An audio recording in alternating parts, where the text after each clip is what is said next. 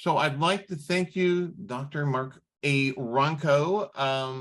By sheer volume, the amount of research, publications, presentations, and the services you've provided to the variety of advisory boards and organizations year after year, it's not only staggering, but it's kind of inspiring. Particularly since you're teaching and you're heading up conferences and things of that sort. It speaks to your passion regarding creativity as a research area. And in my mind and mind of all the people that I know and talk to, you really are a creativity researcher extraordinaire. Your contributions are top notch. And of course, I have to use your book. Without it, my course would be nothing. But you started off, you started off in California with getting your doctorate degree there, and then you ended up teaching in Hawaii, I believe, as your first professorship. Yes. Yeah. And then you traveled around the world. Can you talk a bit about that? Sure. I was born and raised in Southern California, and I realized in high school that I wanted to go to college and study psychology. And I was very fortunate to be accepted at Claremont. It was Claremont Men's College. While I was there, not because of me, they transitioned to Claremont McKenna, went co-ed, and wonderful experience, living on campus, private school, excellent student faculty ratio. And it really turned me into a student, which I wasn't much of one in high school. But at Claremont, as an undergraduate, I took a class on creativity, and it just really grabbed me. And I have to agree with you with the passion. I've always loved my work, and that's when it started. I took this class, and it was, a light bulb or whatever, and I was fascinated, and that hasn't dissipated over the years. That told me that I wanted to go to graduate school and to continue studying creativity as a professor and researcher. And come to find out, I did want to move out of Southern California, but Claremont Graduate School accepted me, and they had a very good program, and I was happy to stay there. It wasn't a creativity program, and frankly, I don't think there was such a thing, because this is the mid late 1970s. I was in a program in cognitive psychology, and independently of creativity, cognitive psychology fascinates me. Anyway, so I stayed in Southern California as an undergraduate and graduate. I went through the program, very good experience, grateful for the education I received. And I was just enormously lucky, especially because of the supply and demand back in, this would have been, I finished in 1983 with my PhD. And the supply and demand was such that, boy, there weren't many jobs. But the University of Hawaii Hilo on the Big Island did offer me an assistant professorship, tenure track, and I jumped at it. And there again, Hilo is probably my favorite place in the world. Plus, it was a really good program, good people, good students, lots of teaching, but I love teaching, always have. And so I was there, but two things happened. At that point, believe it or not, internet was just taking off, and email. And it was a little bit difficult. I was a little isolated as a researcher. And also, my daughter was born on the Big Island, and I really wanted her to be with my parents and family in Southern California. So I took a 2-year leave of absence, went back to California, ended up staying for those exact two reasons. Again, Hilo is my favorite place in the world. And in fact, I went back later as a visiting individual. But I was at California for 22 years, Cal State Fullerton. And then in 2007, I was asked to apply for the Torrance professorship. And it was apparently pretty competitive, but I was offered the job. And of course, one of the honors of my life was to hold that position. I was at Georgia, UGA, in the Torrance Center for precisely 10 years, 10 years in one day, to tell you the truth. And again, it was a terrific experience. especially my colleagues and my students. I had just an amazing set of PhD students, many of whom I'm very happy to continue working with to this day. But I wanted to get back to the West Coast. And in 2018, I decided to do so. And there again, luck tapped me on the shoulder because I was thinking of going to Central Oregon, Sisters and Bend. I have plenty of family there and just love that country.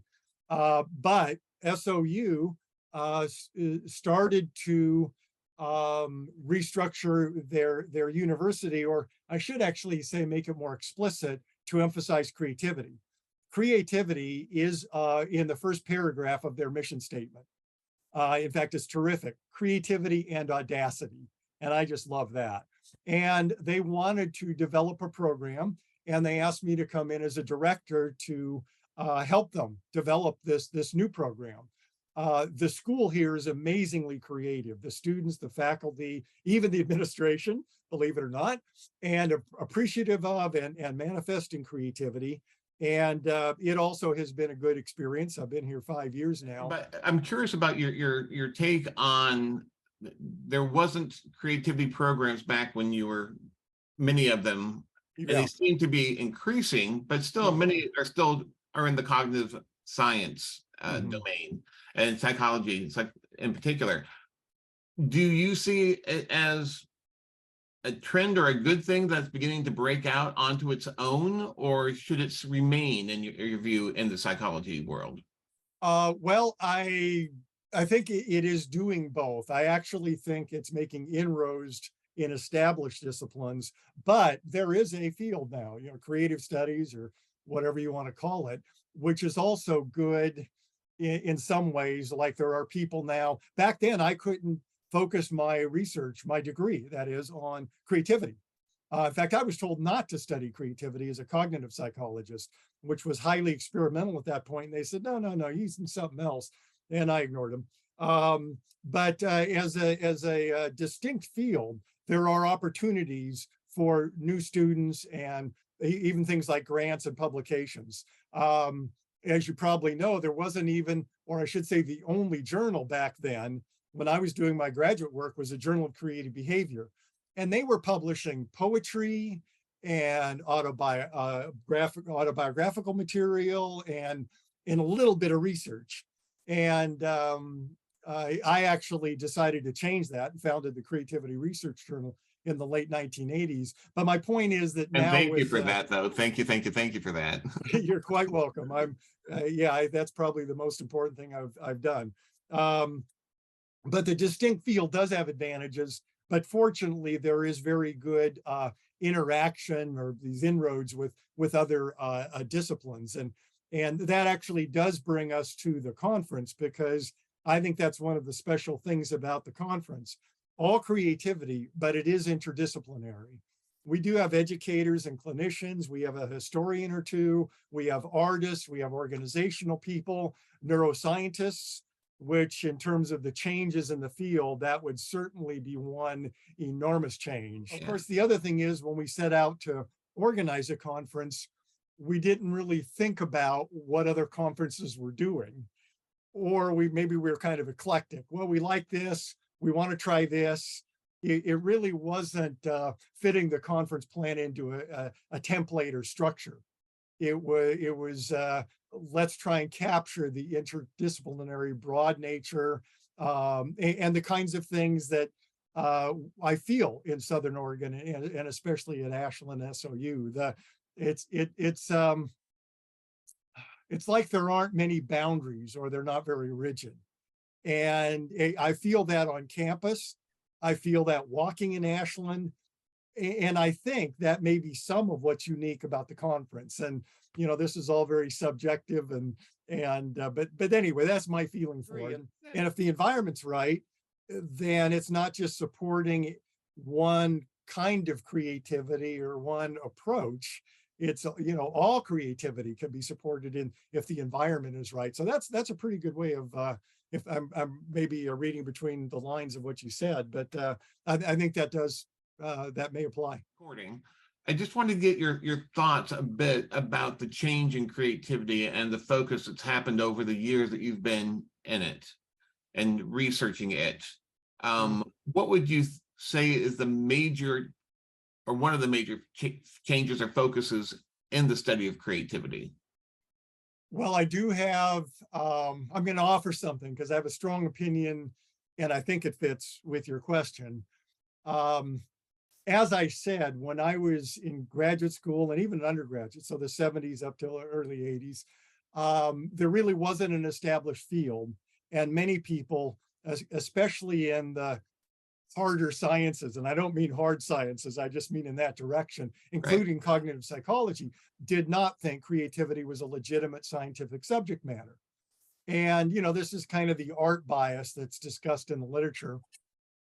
But there were people like myself, and of course, Amabile and Simonton, and there were a few people doing good scientific research. And I thought the problem was it was being published here and there and everywhere. So that's why I formed the Creativity Research Journal. So there would be one outlet for it. But there really was an overarching view that creativity was not a scientific subject matter.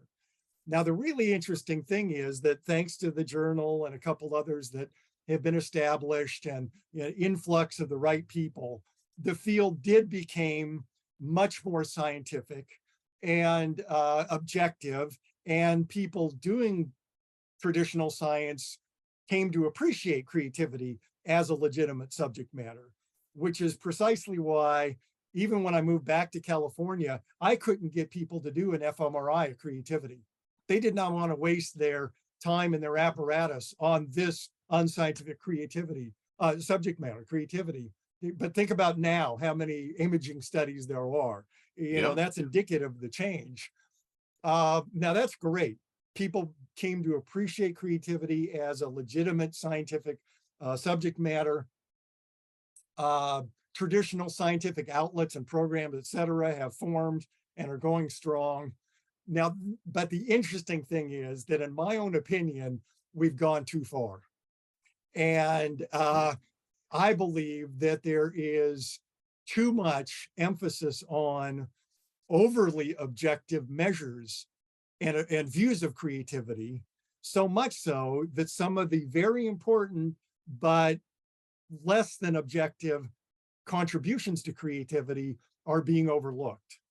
And the best example I can give you that is we can use the 4 or 6P framework.